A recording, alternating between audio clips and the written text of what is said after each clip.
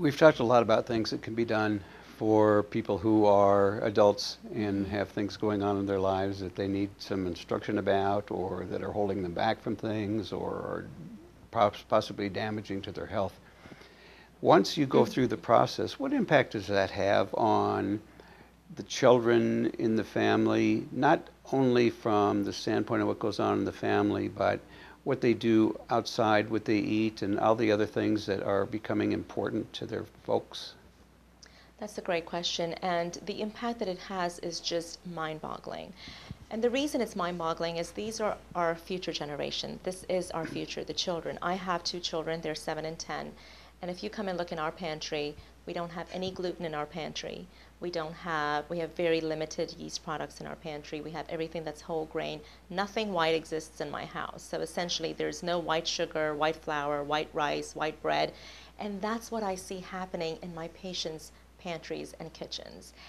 So when they go home, they feel so great. They know that their husbands want to go through the same thing, so their husbands go through it. Then as a couple, they know that they want the best for their children, so they start shopping organic. They start really changing their children's lives and their healthy eating habits. They stop going through fast food restaurants. They stop feeding them the glutens and the white, starches and, the foods that are such refined carbohydrates.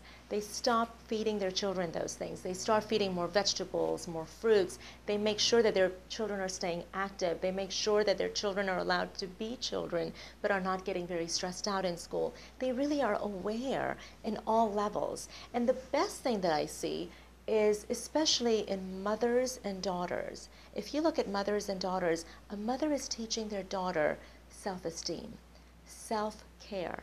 And that is a very important concept, Lyle, because as we grow up, and I will say, my mother's here with me at the conference, and I would say that, this is my typical example of a woman who is an amazing woman, but never took care of herself. Why? She was too busy taking care of others. And so here she is, 65, diabetic, high blood pressure, overweight, etc. So what am I doing for her now is the roles are reversed. I'm taking care of her, and I'm empowering her to take care of herself. And through that, that's how she's going to take care of, other people whose lives she touches. But I think it's very important, as a parent, you have to show, whether it's your son or your daughter, the concept of self-care and the concept of making sure that you're going to be ready to age for a very long period of time, because our life expectancy is no longer 65. Our life expectancy today is between 90 and 100. And the children that are born today, their life expectancy is going to be 120. So we've got to be ready.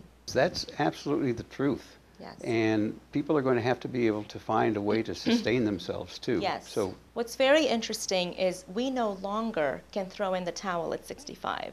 That is not our life expectancy anymore. When my mother was growing up, she thought at 55 she's ready to go in the grave, because most of her elders had passed away at 55 or so. Now at 65, you need a new career. You need a way to support yourself for the next 25 years, because life expectancy today is between 90 and 100. And so how are you going to live well until 90 or 100? Do you really want to live in an unhealthy way where you are a burden to society and you're living in a nursing home and other people are taking care of you? Or do you want to take charge of your health? And that's where it begins. So you need to understand that 65 is where it's starting. You've got another 25 to 35 years to go. You need to start, if you need to start exercising at 65, go for it. If you need to start eating healthy, go for it. Children that are born today, their life expectancy is going to be around 120. They have a long life to live. They need to start preparing today. All of us need to start preparing today to be able to live a healthy, vital life. I hope people understand how absolutely serious they are about that. That is and true. Don't have to turn around and say, oh no, hey, thank you again. Absolutely. My pleasure.